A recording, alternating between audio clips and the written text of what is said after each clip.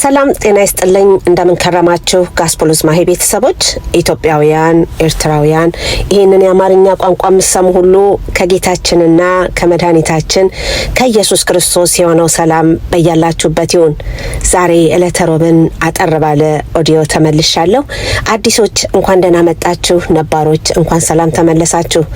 ዛሬ የምናየው የዳዊት መዝሙር ምዕራፍ 27 ነው። የቅዳሜ ፕሮግራማችን እንደተጠበቀ ሆኖ የዮሐንስ ራእይ ምዕራፍ 13ን እንድታነቡት ቀድማችሁ እየጋበዝኩኝ እሱን ቅዳሜ በቪዲዮ እናያለን። ነገር ግን ዛሬ የምናየው የመዝሙር ክፍል በጣም ኃይለኛ ፓወር ያለው እያንዳንዱ የእግዚአብሔር ቃል ያው ከሁለት ቦታ የተሳለ ሰይፍ ነው። ለጨለማው አገዛዝ ሙሉ በሙሉ ልናሸንፍበት የምንችል እግዚአብሔር የተወልን መድኃኒት ቢኖር የእግዚአብሔር ቃል ነው። የእግዚአብሔርን ቃል ስንጠቀመው እንደሚለን ከተጠቀምነው እንደሚያዘን ከተጠቀምነው የሚሰራ ያለ ህይወት ያለው ነገር ነው እና በጣም ተጠቅሜበታለሁ። ሁሉ ጊዜ ጧት የመጀመሪያ ካልጋይ ስወርድ ምጸልየው ጸሎት ቢኖር የዳዊት መዝሙር ነው። የዳዊት መዝሙር 27 ነው። ብዙ ጊዜ ያው የጸሎቴ ዋና ክፍል ነው።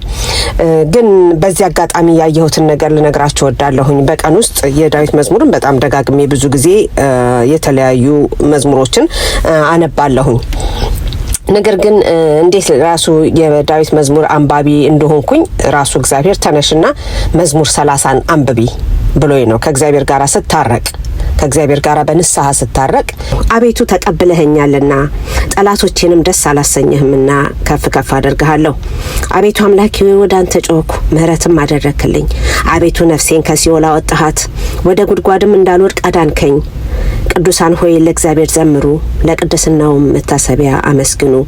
ቁጣው ለጥቂት ጊዜ ነው፣ ሞገሱ ለሕይወት ዘመን ነው። ልቅሶ ማታ ይመጣል፣ ጠዋት ግን ደስታ ይሆናል። እኔም በደስታዬ ለዘላለም አልታወክም አልኩ። አቤቱ በፈቃድህ ለሕይወቴ ኃይልን ሰጥሃት፣ ፊትህን መለስክ፣ እኔም ደነገጥኩ።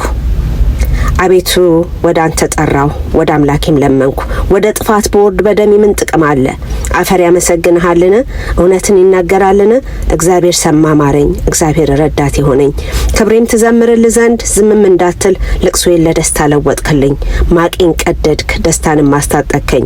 አቤቱ አምላኬ ሆይ ለዘላለም አመሰግንሃለሁ። ይሄንን ተነሽና አንብብ ያለኝ ይሄንን ተነስቼ አነበብኩ። ከእግዚአብሔር ጋራ በዛች ሌሊት ታረኩኝ ማለት ነው። ብዙ ነገሮች በህይወት የተቀየሩ በጣም የሚሰራ እግዚአብሔር የሚያናገርበት ቃል ነው እግዚአብሔር ቃል። ዛሬ ግን ላሳያችሁ የፈለኩትኝ መዝሙረ ዳዊት 27 ነው። በጣም ፓወርፉል በየጧቱ ሁሉ ጊዜ ብትሉት የጠላትን አሰራር ሁሉ የምታፈርሱበት ነው። ከበሽታ የምትድኑበት፣ ከስራት የምትፈቱበት፣ እግዚአብሔርን መኖሩን የምታውቁበት የመጽሐፍ ቅዱስ ክፍል ነው። ዳዊት ከመቀባቱ በፊት የጸለየው ጸሎት ነው። እግዚአብሔር ብርሃኔና መድኃኒቴ ነው አለ ዳዊት። የሚያስፈራኝ ማን ነው? እግዚአብሔር የሕይወቴ መታመኛ ነው። የሚያስደነግጠኝ ማን ነው? ክፉዎች አስጨናቂዎቼ ጠላቶቼ ስጋዬን ይበሉ ዘንድ በቀረቡ ጊዜ እነርሱ ተሰናከሉና ወደቁ። ሰራዊት ቢሰለፍብኝ ልቤ አይፈራም፣ ሰልፍም ቢነሳብኝ በዚህ እተማመናለሁ። እግዚአብሔርን አንዲት ነገር ለመንኩት፣ እርሷንም እሻለሁ፣ በሕይወቴ ዘመን ሁሉ በእግዚአብሔር ቤት እኖር ዘንድ፣ እግዚአብሔርን ደስ የሚያሰኘውን አይ ዘንድ፣ መቅደሱን እመለከት ዘንድ። በመከራዬ ቀን በድንኳኑ ሰውሮኛልና፣ በድንኳኑም መሸሸጊያ ሸሽጎኛልና፣ በአለትም ላይ ከፍ ከፍ አድርጎኛልና። እነሆ አሁን በዙሪያዬ ባሉ ጠላቶቼ ላይ ራሴን ከፍ ከፍ አደረገ። በድንኳኑ የእልልታ መስዋዕት ሰዋለሁ። ለእግዚአብሔር እቀኛለሁ፣ ዘምርለታለሁኝ። አቤቱ ወደ አንተ ጮኽኩ፣ ቃሌንም ሰማኝ። ማረኝና አድምጠኝ። አንተ ፊቴን እሹ ባልክ ጊዜ አቤቱ ፊትህን እሻለሁ። ልቤ አንተን አለ፣ ፊትህን ከኔ አትሰውር። ተቆጥተህ ከባሪያ ፈቀቅ አትበል። ረዳቱ ነኝ አትጣለኝ። የመድኃኒቴ አምላክ ሆይ አትተወኝ። አባትና እናቴ ትተውኛል፣ እግዚአብሔር ግን ተቀበለኝ። አቤቱ መንገድህን አስተምረኝ፣ ስለ ጠላቶቼ በቀና መንገድ ምራኝ። የሐሰተኛ ምስክሮች አመፀኞች ተነስተውብኛልና ለጠላቶቼ ፈቃድ አትስጠኝ። የእግዚአብሔርን ቸርነት በሕያው ምድር አይ ዘንድ አምናለሁ። እግዚአብሔርን ተስፋ አድርግ፣ በርታ፣ ልብህም ይጽና። እግዚአብሔርን ተስፋ አድርግ።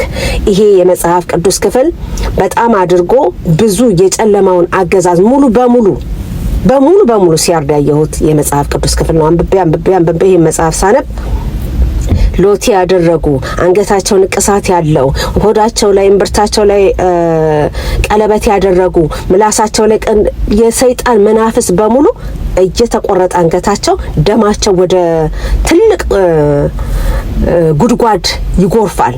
በጣም የሚገርም ኢትዮጵያ ምድር ላይ ያየሁትኝ የዝንጀሮ ጸጉር ያደረጉ የተለያየ በቃ እርኩስ መናፍስ በሙሉ እየተቆራረጡ አንገታቸው እየተቆረጠ ጥርሳቸው ሃሃሃ እያለ እየሳቀ ወደ ገደል ሲገባ አየሁኝ።